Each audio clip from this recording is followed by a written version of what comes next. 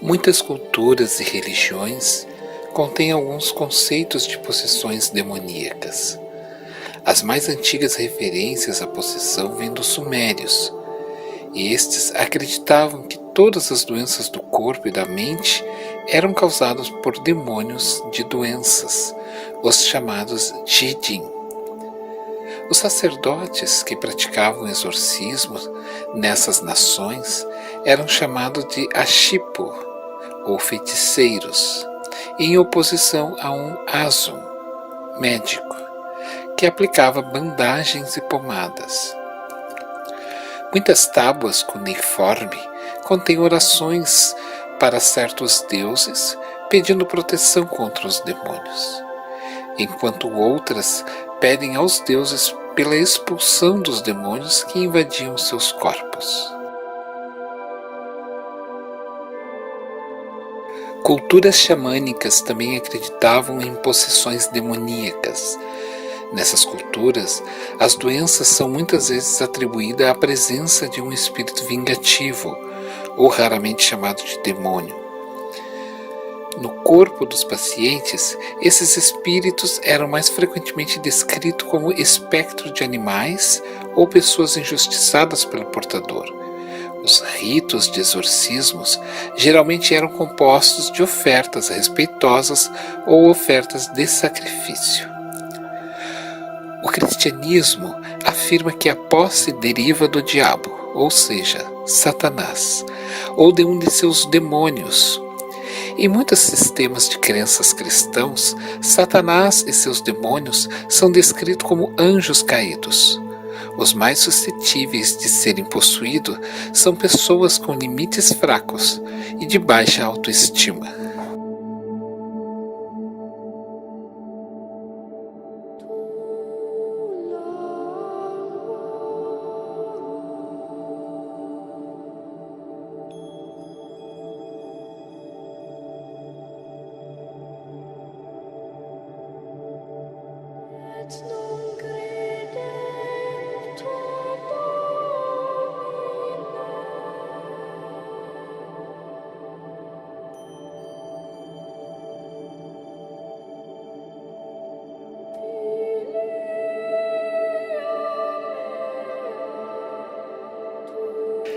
A obsessão é um fenômeno que apresenta uma complexa análise em sua performance.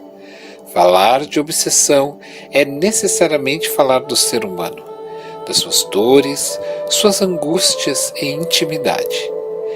É um tema muito estudado pela doutrina espírita e, em última análise, o fenômeno obsessivo revela um olhar para o eu, tanto do que se convencionou chamar obsessor, quanto do obsediado, com a consciência velada pelos elementos emocionais que o vinculam. Ambos são, antes de qualquer coisa, prisioneiros de si mesmo.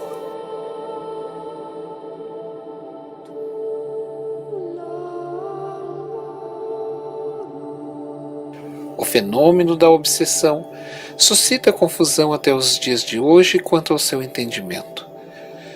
Por isso, É importante estabelecer inicialmente a diferença entre obsessão e interferência espiritual negativa. Uma e outra se distanciam quanto ao objetivo. Na relação obsessiva, há uma consciência empreendendo esforços para causar prejuízo, para fazer o mal ao outrem. Observa-se aí a vontade deliberada em ocasionar este mal. Já na interferência espiritual negativa, o mal causado não é o objetivo de seu causador que, muitas vezes, nem sabe que está praticando este mal.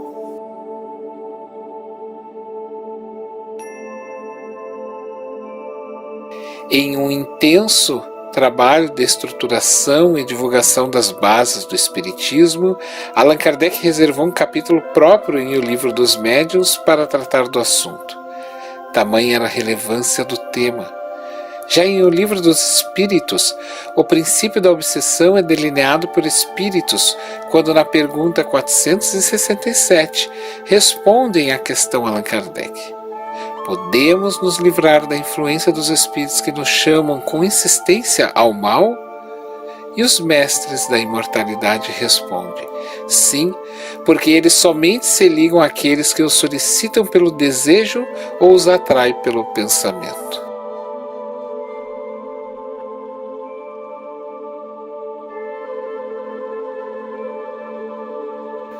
Allan Kardec define a obsessão como um império que alguns espíritos sabem tomar sobre certas pessoas.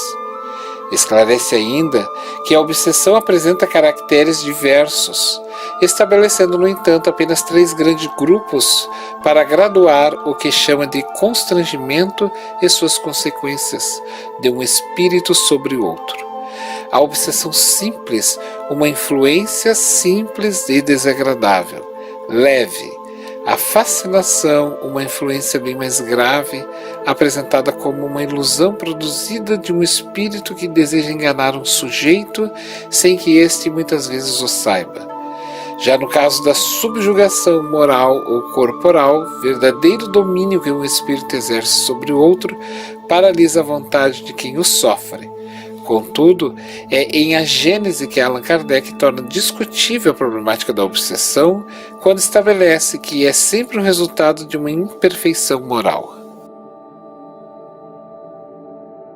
Quando analisamos o raio-x da obsessão com as lupas da atenção, compreensão, sinceridade e humildade, percebemos que, além de uma relação obsessor-obsediado, há todo um contexto histórico estruturador, sendo o fenômeno apenas uma equação de uma história. Nessa história, protagoniza a incompreensão de nós mesmos, evidenciada pela dor e pelo sofrimento humano.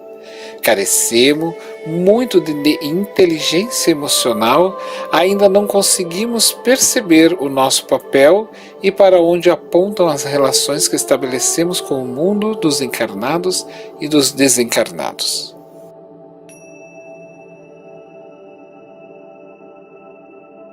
Tratando da natureza, da origem do destino do espírito imortal, o Espiritismo joga luz sobre esta questão ainda muito compreendida.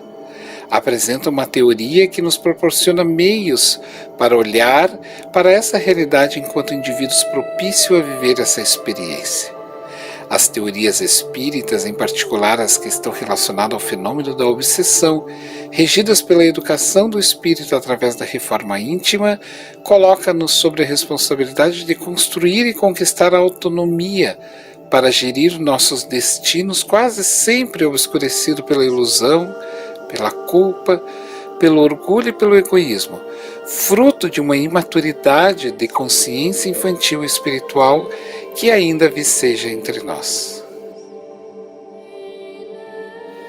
Somente a partir do olhar para o eu, muito trabalho, coragem, persistência e uma transformação contínua nas raízes da alma é que a verdadeira cura será proporcionada, afastando assim progressivamente as possibilidades de se viver as experiências destiníveis. O amadurecimento da alma reclama a educação na área intelecto-afetiva e o exercício constante nas diversas dimensões da vida superior.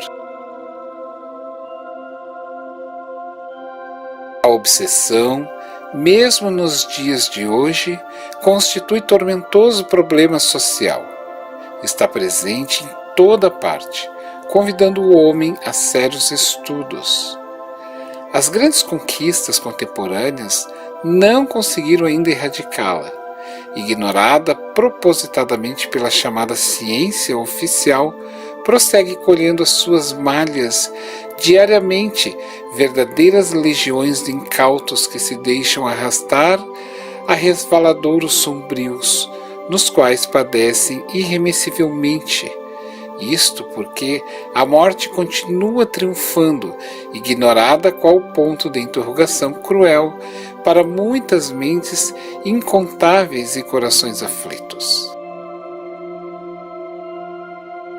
As disciplinas e doutrinas decorrentes da psicologia experimental, nos seus diversos setores, preferem continuar teimosamente arregimentando teorias que não correspondem mais aos resultados de observação, demoradas das constatações de laboratórios. Como se a imortalidade da alma somente merecesse acirrado combate, e não uma investigação imparcial, capaz de ensejar ao homem a esperança e a consolação quanto a tudo que lhe parece conspirar.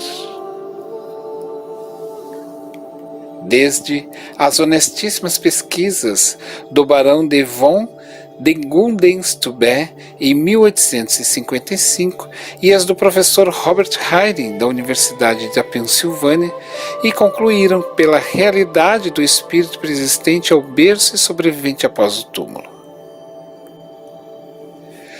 Nos Estados Unidos, se tornaram famosas as experiências psiquiátricas do Dr. Carlos Wickland, que, utilizando-se da argumentação espírita, conseguiu desobsediar inúmeros pacientes que chegavam ali atormentados ao consultório. Utilizava-se de uma mediunidade clarividente, dentre eles sua própria esposa, que o ajudava na técnica de desobsessão.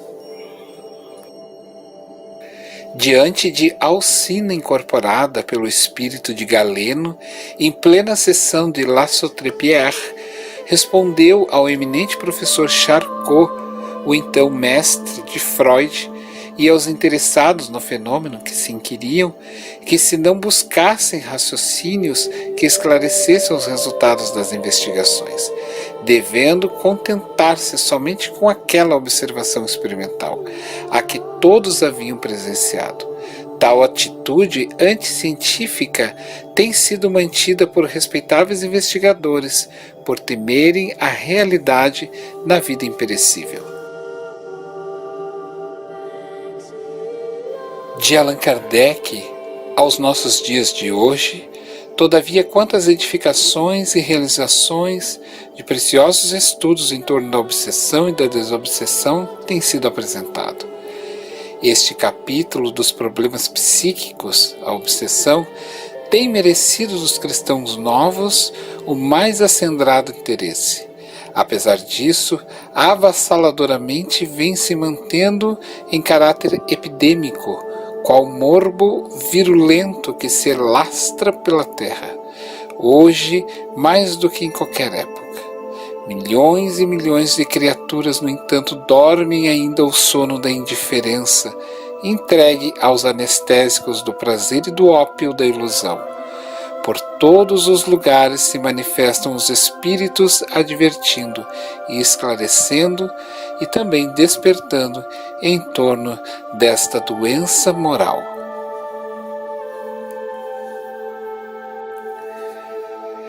Os homens alcançam a maturidade vencido pelo desgaste da quadra juvenil e a velhice em desassossego padece o abandono social.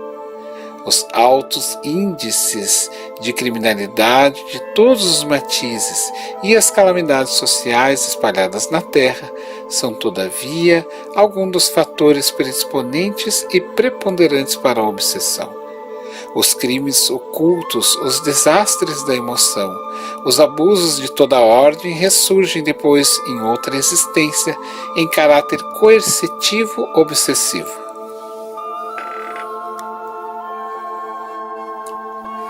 A doutrina espírita, porém, possui os antídotos, as terapias especiais para tão calamitoso mal. Repetindo Jesus, distende lições e roteiros para as fontes vitais. Os modernos pesquisadores da mente encarnada, fascinados pelas experiências de laboratório, surpreendem paulatinamente as realidades do mundo extrafísico. Comprovou-se muito facilmente através de sugestões hipnológicas que se pode impressionar um percipiente, a fim de que o mesmo assuma personificações parasitárias momentaneamente, representando vultos da história ou simples pessoas da pebre, e considerando-se também que, todavia, em outras experiências, os fenômenos intelectuais, como nos casos de xenoglosia e glosolalia, especialmente entre as crianças de tenra idade, ou aquelas de ordem física, tais como a pneumografia e a telecinesia, mas também a metergia e a teleplasmia, e diversos outros fenômenos.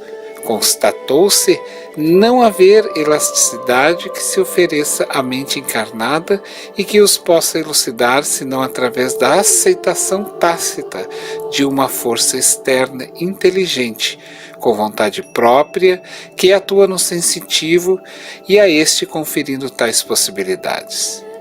Estudiosos do assunto no passado, tais como William James, filósofo e psicólogo americano, acreditara que todos esses fenômenos haviam sido mergulhados numa corrente de consciência cósmica.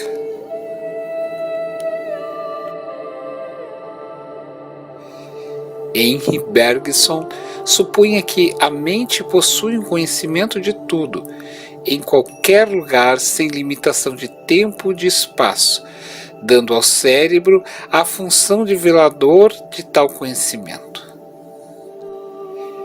Enquanto tais fenômenos se demoram sem explicação definitiva, a sobrevivência do espírito após a morte do corpo não encontra aceitação pelas academias.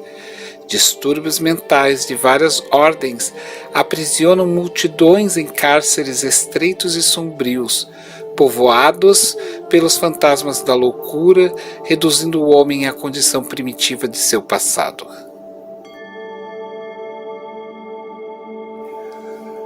Muito embora os desvarios da razão estejam presentes nos fastos de todos os tempos, jamais como na atualidade o homem se sentiu tão perturbado. Tratadistas, estudiosos dos problemas psicossociológicos do presente, atribuem grande parte dos distúrbios mentais à tensão das horas em que se vive, elevando cada dia o número dos perturbados psiquicamente e aturdidos da emoção.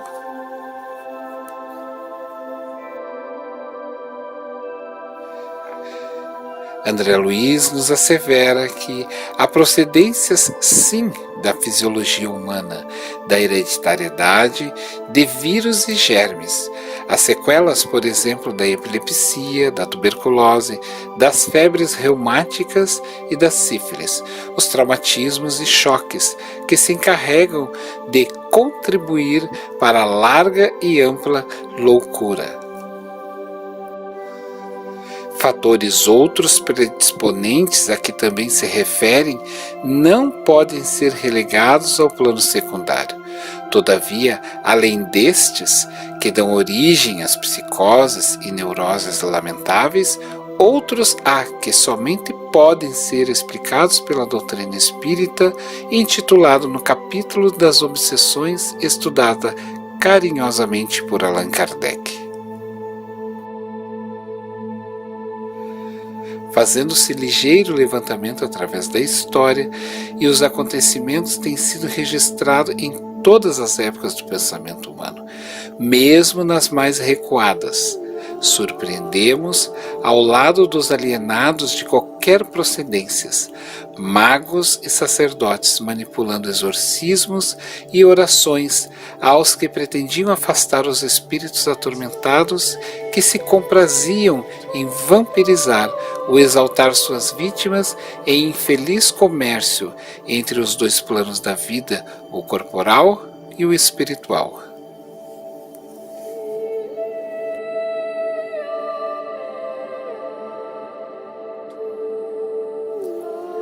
Os livros sagrados de todos os povos, desde a mais antiga idade oriental, em se referindo às leis morais, reportam-se à vida extraterrena, as consolações e as penalidades impostas aos espíritos, tais como se as informações tivessem sido auridas na mesma fonte, tendo como a única procedência a inspiração dos desencarnados, estudando igualmente as aflições e perturbações de origem espiritual que se remontam às vidas pregressas, considerados inicialmente como anjos maus ou demônios, ao tempo de Jesus foram por eles classificados de espíritos imundos, com os quais se defrontou reiteradas vezes durante a jornada vivida na Terra.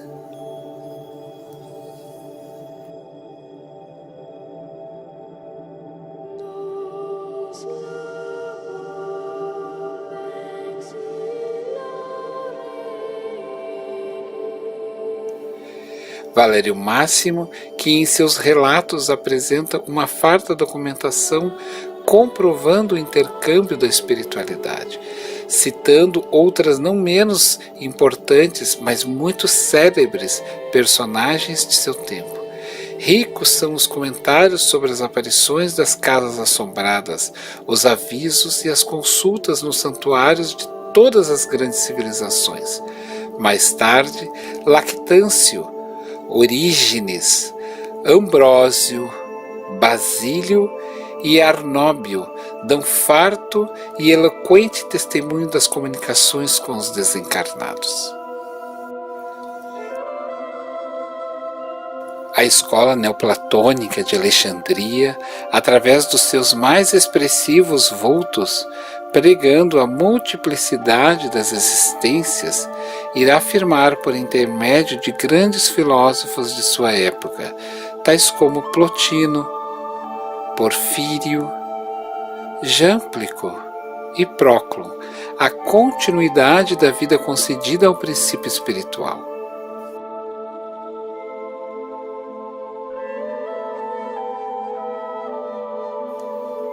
A Idade Média foi farta em prova sobre os desencarnados. Anjos e espíritos imundos subitamente invadiram a Europa.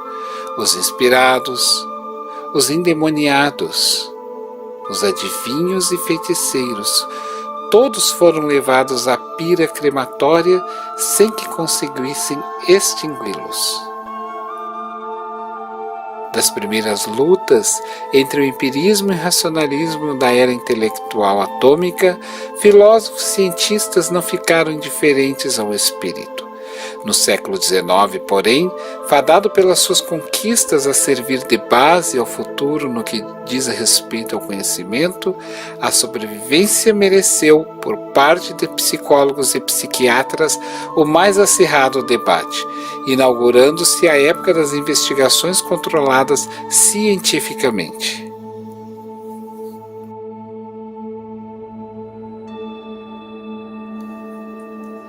Foi nesse cenário que Allan Kardec, convidado à liça da cultura e da informação, e empunhando o bisturi da investigação, clareou com a filosofia científica as verdades que visavam o mundo espiritual e terreno e as suas relações.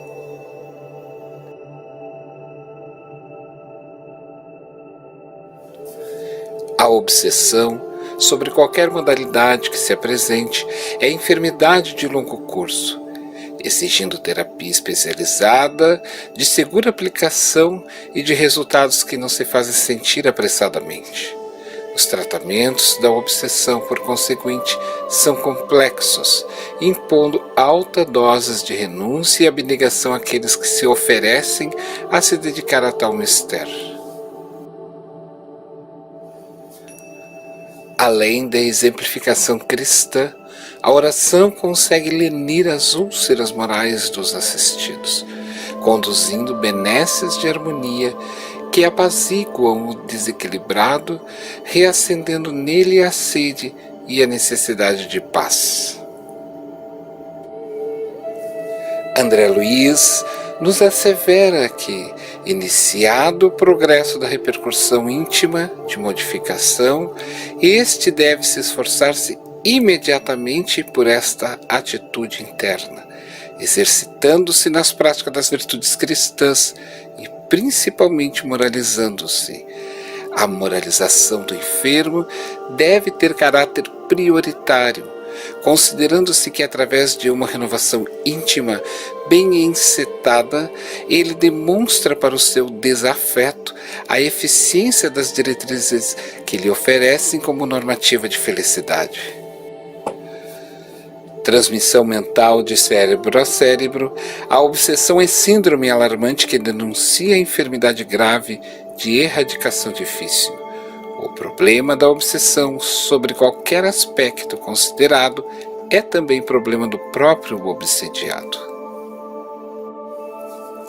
Vivendo a inquietação íntima, que lenta e seguramente o devora, deixa-se arrastar a estados anômalos sobre fortes impressões tenazes do perseguidor desencarnado.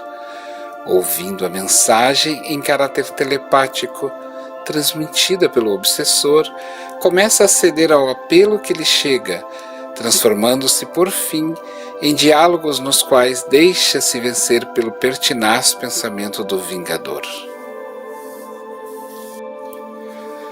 Justapondo-se sutilmente cérebro a cérebro, mente a mente, vontade dominante sobre vontade que se deixa dominar, órgão a órgão, através do perispírito pelo qual se identifica como encarnado, a cada sessão feita pelo hospedeiro, mais coercitiva se faz a presença do hóspede, que se deixa transformar em parasita, estabelecendo depois, e muitas vezes em definitivo enquanto na luta carnal, a simbiose esdrúxula, em que o poder da fixação da vontade dominadora consegue extinguir a lucidez do dominado que se deixa apagar.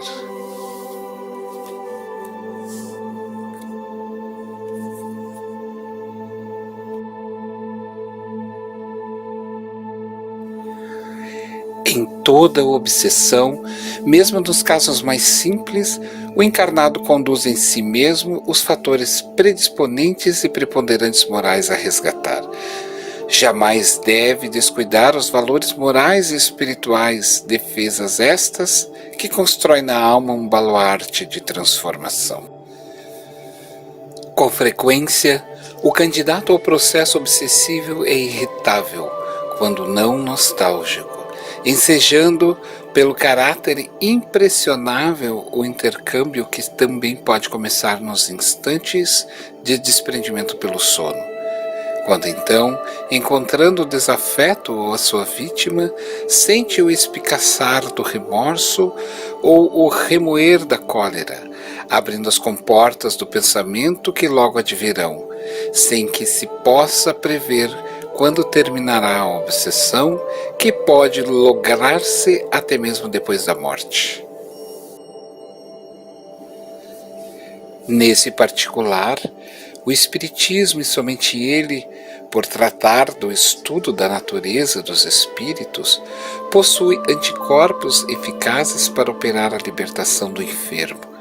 Libertação que, no entanto, muito depende do próprio paciente, como em todos os processos patológicos atendidos pelas diversas terapêuticas médicas. Sendo o obsediado um calceta, um devedor, é imprescindível que se disponha ao labor operoso pelo resgate operante à própria consciência universal, agindo de modo positivo para atender as sagradas imposições da harmonia estabelecida por excelso legislador. Em a obra Missionários da Luz, André Luiz, atento às indagações dos mentores, adverte-nos: o obsediado, além de enfermo, representante de outros enfermos, quase sempre é também uma criatura repleta de torturantes problemas morais. Se lhe falta vontade firme para a autoeducação, para a disciplina de si mesmo, é quase certo que prolongará sua condição dolorosa além da morte. Se o obsediado está satisfeito na posição de desequilíbrio, há que se esperar o término de sua cegueira, a redução de rebeldia que lhe é própria ou o afastamento da ignorância que lhe oculta a compreensão da verdade. Ante o obstáculo dessa natureza, embora sejamos amados com fervor por aqueles que amam particularmente os enfermos, nada podemos fazer senão semear o bem para a colheita do futuro, sem qualquer expectativa de proveito imediato. A incredulidade, a simples dúvida sobre o futuro, as ideias materialistas, numa palavra, são os maiores incitantes ao suicídio, produzem a covardia moral. Quando se veem homens de ciência, apoiados na autoridade do seu saber, se esforçarem por provar aos que o ouvem ou leem que estes nada têm a esperar depois da morte, não estão tentando convencê-los de que, se são infelizes, o melhor que podem fazer é matar-se? Que lhes poderia dizer para desviá-los dessa consequência? Que compreensão podem oferecer-lhes? Que esperanças podem lhe dar? A propagação das doutrinas materialistas é, pois, o veneno que incentiva a ideia do suicídio na maioria das mentes débeis. E os que se fazem seus defensores assumem terríveis responsabilidades. Com o Espiritismo, a dúvida já não é possível, modificando-se, portanto, a visão que se tem da vida. O crente sabe que a existência se prolonga indefinidamente para além do túmulo, mas em condições muito diversas. Daí a paciência e a resignação que o afastam muito naturalmente de pensar no suicídio. Em uma palavra, a coragem moral. Na obra fundamental do Espiritismo, Allan Kardec pergunta aos mestres da vida maior: aqueles que, não podendo suportar a perda dos entes queridos, se matam na esperança de se juntarem a eles, atingem o seu objetivo?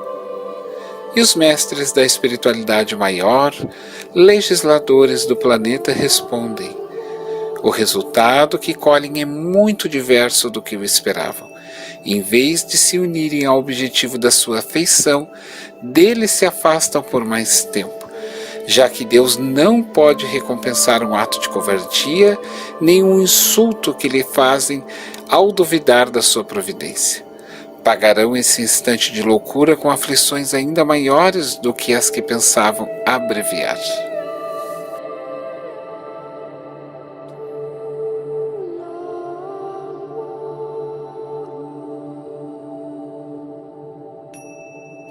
O suicida é qual prisioneiro que foge da prisão antes de cumprir a sua pena. Recapturado, passa a ser tratado com severidade maior. Ocorre com o suicida o mesmo que acontece com o fugitivo, que, imaginando escapar das misérias do presente, mergulha em desgraças piores. Isso acontece porque o homem não tem jamais o direito de dispor da própria existência. Somente a Deus e a mais ninguém compete livrar-o do cativeiro terrestre. Quando a sua sabedoria concluir que chega a hora da sua libertação. A justiça divina pode abrandar seus rigores em favor das circunstâncias que levaram o homem a se autoeliminar, mas é implacável com aquele que desertou das provas da vida física. André Luiz irá nos frisar que o suicídio é a culminância de um estado de alienação que se instala sutilmente. O candidato não pensa com equilíbrio, não se dá conta dos males que o seu gesto produz naqueles que o amam. Perde a capacidade de discernimento, apega-se-lhe como a única solução, esquecido de que o tempo sempre equaciona todos os problemas, não raro melhor do que a precipitação. A pressa nervosa, por fugir e o desespero que se instala no íntimo, empurram um enfermo para a saída sem retorno. Não existe idade para as tragédias vigentes. Crianças e adolescentes, em números expressivos, buscam no suicídio a fuga que lhes parece mais viável aos dissabores e dificuldades que surgem das suas experiências na matéria. É entristecedor ver espíritos envolvidos em tantas frustrações decorrentes de conflitos íntimos e de uma educação mal administrada por parte dos pais, ou por serem alguns portadores de desequilíbrios emocionais que não foram administrados adequadamente na infância, levando-os a uma atitude tão drástica.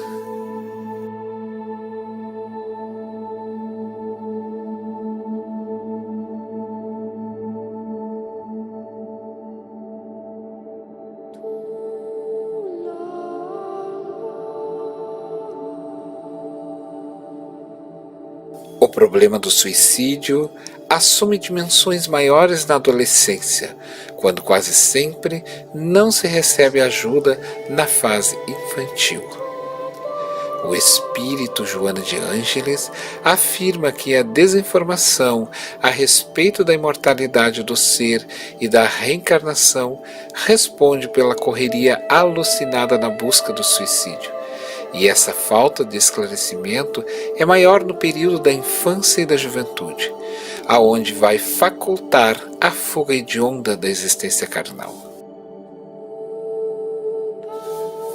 O lar deve ser escola de real educação, sem o caráter autoritário e impositivo que torna as relações entre pais e filhos obsessivas e desgastantes, mas com a preocupação sincera de estabelecer-se entre eles uma amizade verdadeira, que lhes permita encontrar a resistência espiritual de que precisam para enfrentar as vicissitudes e os desafios decorrentes das frustrações e de conflitos íntimos, surgidos especialmente nos relacionamentos interpessoais, nem sempre vivido favoravelmente.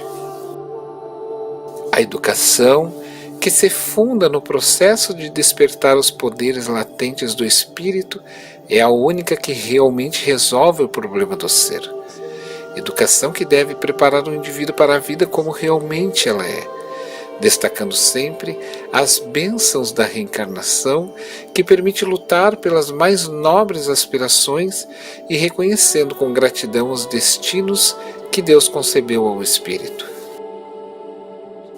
Não a educação intelectual, vai dizer Allan Kardec, mas a moral. E nem ainda a educação moral pelos livros, mas a que consiste na arte de formar os caracteres, aquela que cria os hábitos, porque educação é o conjunto de hábitos adquiridos.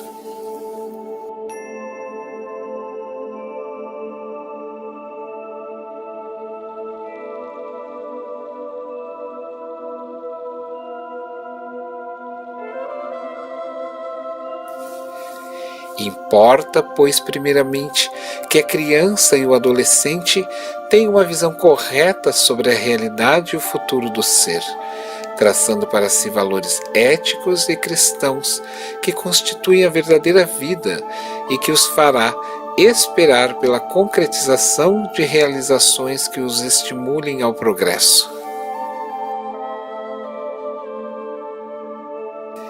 A missão do Espiritismo é educar almas e não corpos.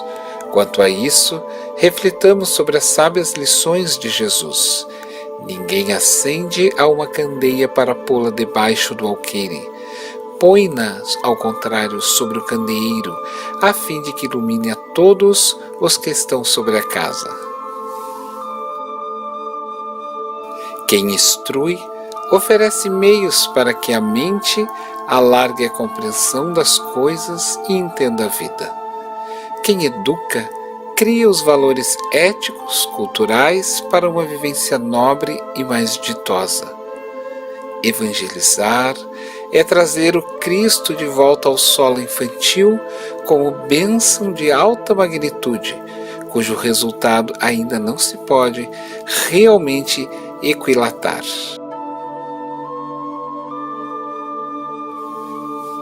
A Casa Espírita, recurso esses ofertado por Jesus e seus mensageiros, que irá nos trazer como processos profiláticos contra essas tragédias humanas. As palestras edificantes, que têm o intuito de esclarecer o necessitado e fazê-lo refletir sobre sua responsabilidade frente à existência humana. A fluidoterapia, o então conhecido passe magnético, radiações e água magnetizadas como recursos secundários desse erguimento físico e mental. A prece é uma vigilância permanente, recurso este que lhe oferece forças morais para os embates da vida. A renovação das ideias, através do exercício na boa leitura e das palestras edificantes, cria campo de compreensão favorecendo a informação e ampliando a dimensão extrafísica dos amigos espirituais que nos querem o bem. O culto do Evangelho no lar trata-se de um estudo do Evangelho de Jesus em reunião familiar. O culto do Evangelho, realizado no ambiente doméstico em dia e em horário específico, é precioso empreendimento que traz diversos benefícios às pessoas que o praticam. Permite ampla compreensão dos ensinamentos de Jesus e a prática destes nos ambientes em que vivemos. As pessoas, unidas por laços consanguíneos, compreenderão a necessidade de vivência harmoniosa e, dentro de suas possibilidades, buscarão pouco a pouco superar possíveis barreiras, desentendimentos e desajustes que possam existir entre pais, filhos, cônjuges e irmãos.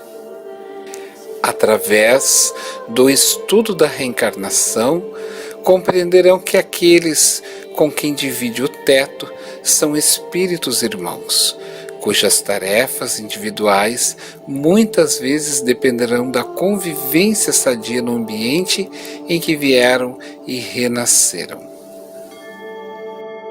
Para André Luiz, todo suicídio traz consequência muito grave nas estruturas do corpo espiritual. Os estudiosos do futuro vão abrir um campo imenso de pesquisa altamente proveitosa sobre essas repercussões nas áreas psíquicas da alma. Muitas obras da lavra de André Luiz, pelas mãos mediúnicas de Chico Xavier, vêm nos informar a emergência no trato desta questão. O Vale dos Suicidas tornou-se um local de culpas e arrependimentos. Mensageiros celestiais zelam pelas almas caídas e sofredoras nestes ambientes.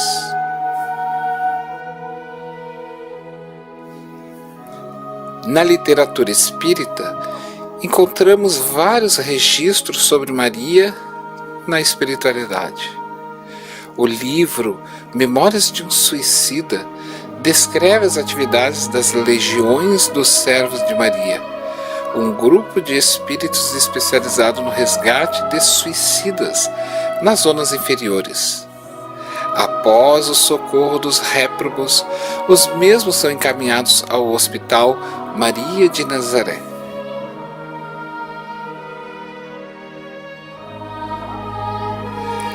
Esta instituição é toda orientada por Maria.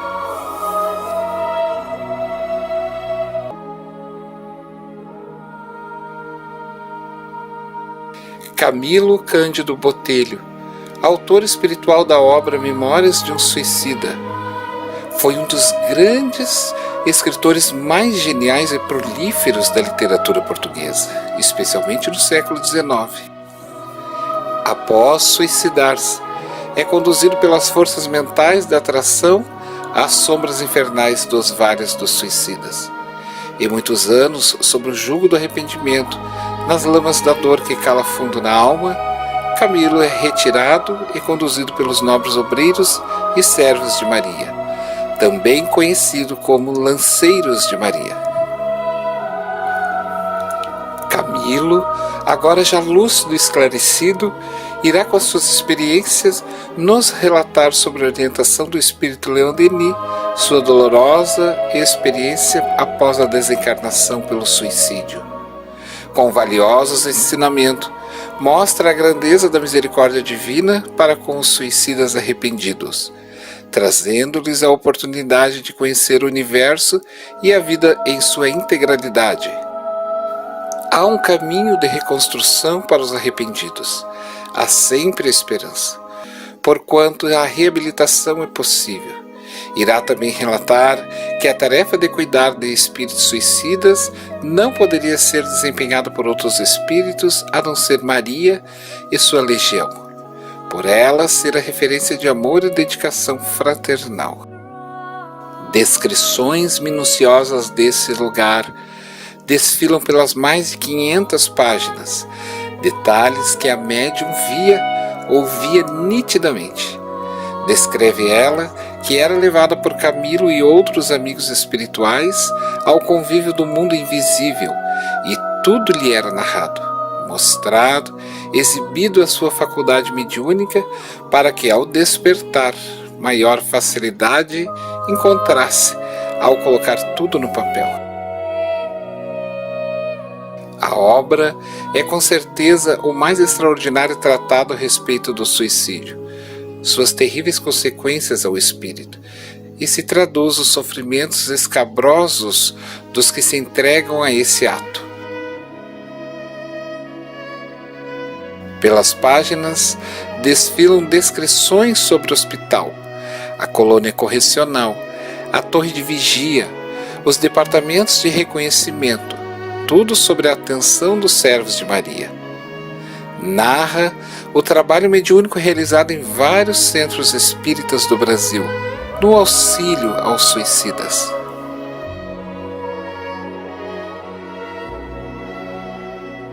No capítulo Retrato de Mãe, do livro Momentos de Ouro, psicografado por Chico Xavier, o espírito Maria Dolores narra em forma de poema o encontro de Maria de Nazaré com Judas Iscariotes no plano astral inferior, após o trágico suicídio do discípulo traidor. O poema vai afirmar que anos depois do ato delituoso, Judas é retirado dos vales infernais dos suicidas e nos braços da Mãe Santíssima encontra uma nova oportunidade de redenção, onde irá reencarnar séculos mais tarde como Joana d'Arc em 1412, no período medieval. Joana foi uma importante personagem da história francesa durante a Guerra dos 100 Anos, quando seu país enfrentou a rival Inglaterra.